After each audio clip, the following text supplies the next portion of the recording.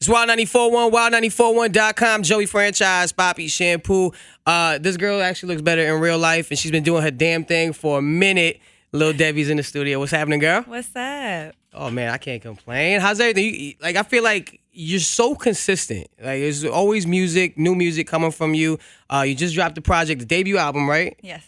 Debbie, just at the end of last year, and then you just dropped this EP. Like, please tell me, like, what's going on? Like, how is this all happening?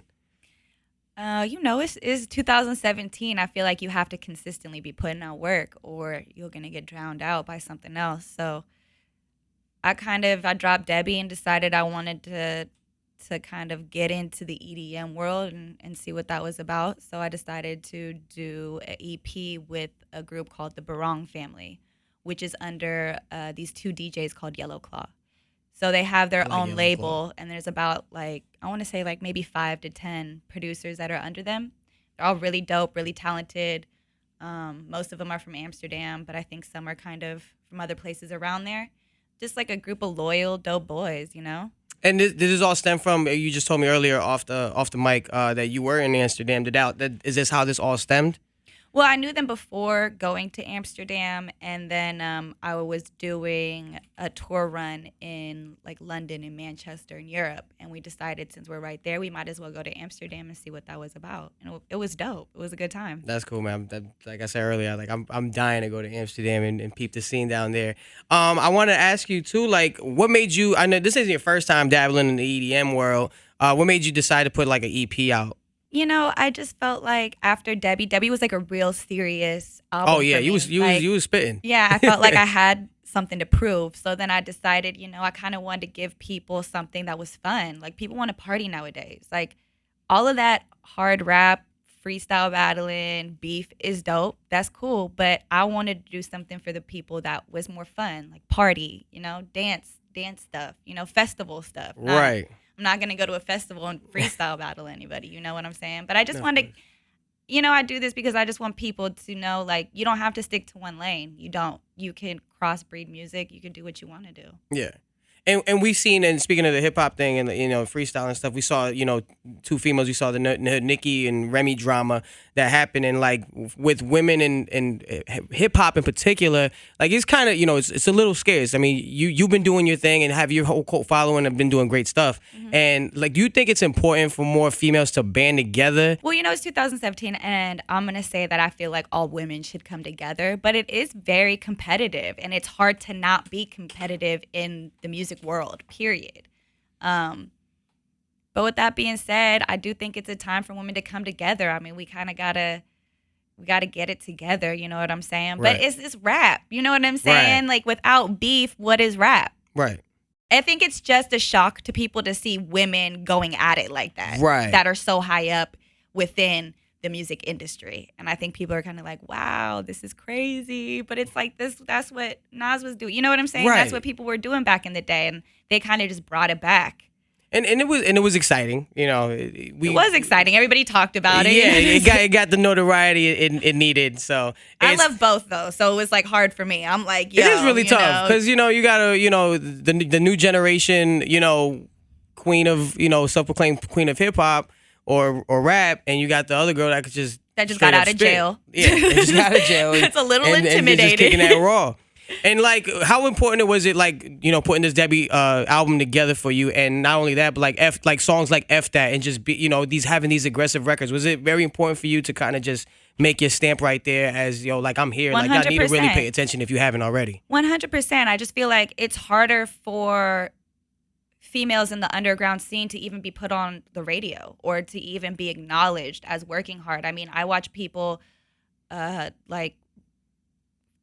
that it only talk about women that are signed to these male labels, which makes it hard for the women that are literally working on their own and just have a management team behind them. So for me, it's just all about grinding on your own and getting that shine for women that aren't following what you're supposed to do in the rap industry or in any industry. You know what I'm saying? Yeah.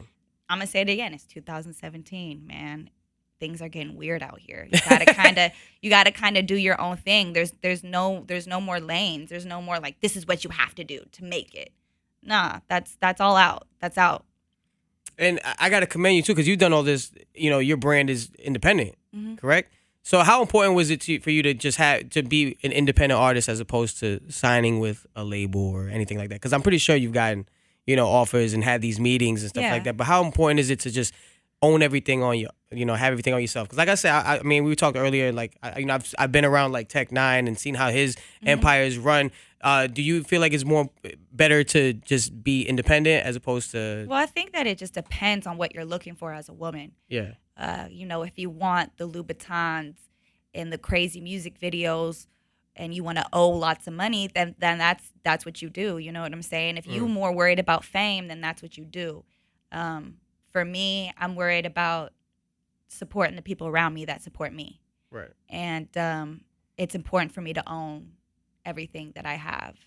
And I really think it just depends what you want. You know, a lot of ladies like the fame and the shine and the lights, and they're at the parties and they're with this, and that's cool. But like, what about owning your own stuff? What about making a lane for women, not women following men?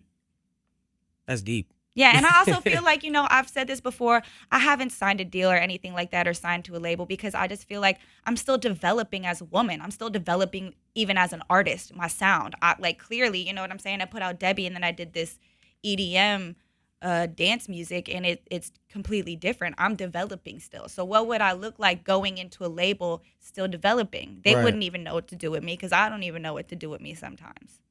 And I like that, you know, you're very versatile and you keep it diverse in your music. And because even listening to the new EP, it's like, you know, we were just talking about the track Immortal earlier, and like just how like I felt like raging to that record. So it's like, you know, I'm really happy to see, you know, that you don't just stick to just one lane, and that.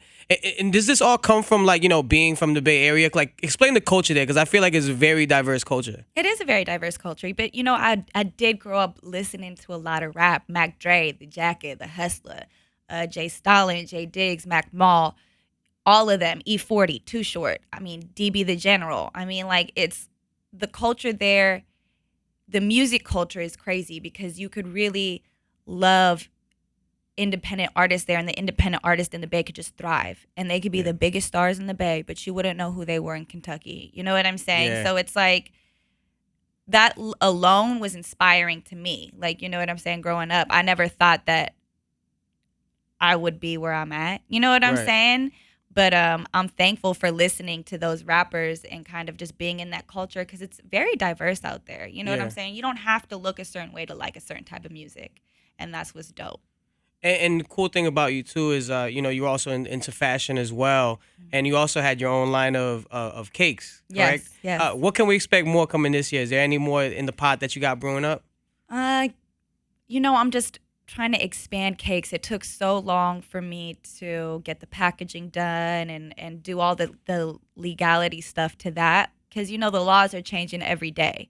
So just getting the packaging done and owning that name and figuring out all the legal things we needed to follow. My main concern for cakes is just to get it into as many dispensaries as I can within California, because, you know, if you go out of state, you got to start licensing deals.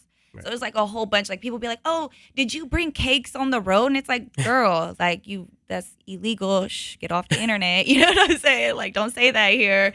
But yeah, that's my main concern for cakes, just to spread it, just to get into more dispensaries. Awesome. And it's Lil Debbie right here on Wild 94.1 with Joey Franchize here. The new project's out, the album's out, the EP's out. Let everybody know where they can find it. Spotify, iTunes. I'm sure if you go onto Google and you put in Lil Debbie, you know what I'm saying? But the EP is called 23. It is on Spotify. It is on iTunes. So is Debbie. It's on iTunes. iTunes is great. It's probably on Apple Music. All of that. All of that good stuff. Awesome, man. Lil Debbie, appreciate the time. Thank you.